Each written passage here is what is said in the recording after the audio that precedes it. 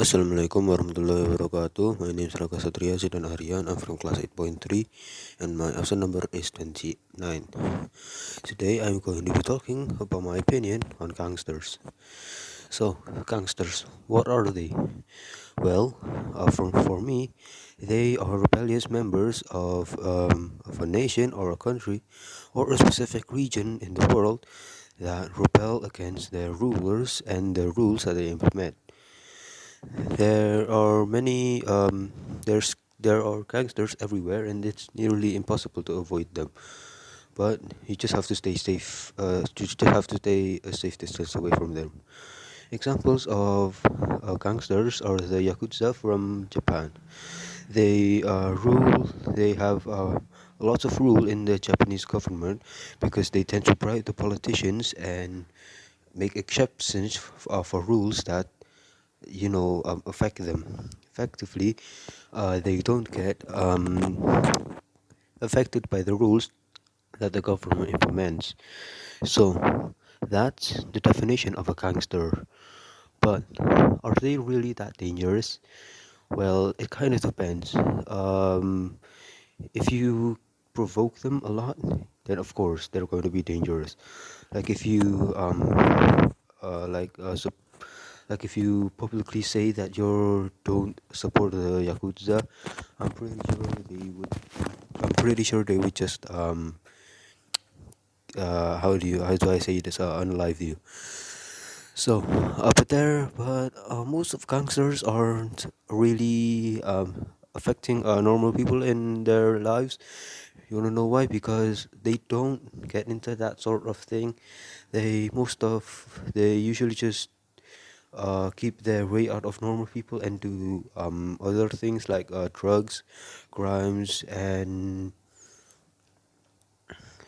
just like ruining the country's government. So they don't really affect the typical person's life in a big way. However, they can ruin their lives by using the monopoly effect, which is ruining the government, which eventually ruins the nation, which eventually ruins the people. So that's why people don't really like gangsters. It's because they could cripple their nation to their knees and also break their people's hearts. However, there we need to still stay a safe distance away from them. The way we can do this is by avoiding negative content on social media like hate speech or any of that hatred on social media, because they are usually where because there's because usually gangsters lie there. However, there is a problem in modern society. People tend to think that gangsters are cool and they are hip and they are, kind of like a classic thing. That's why we see many youngsters in the West say that they want to be gangsters. They act like a gangster, they sag their pants. They are rude to other people. They commit small crimes like robbery, and that's the problem for me. It's because these gangsters are influencing young kids to continue their horrible tradition of committing crimes.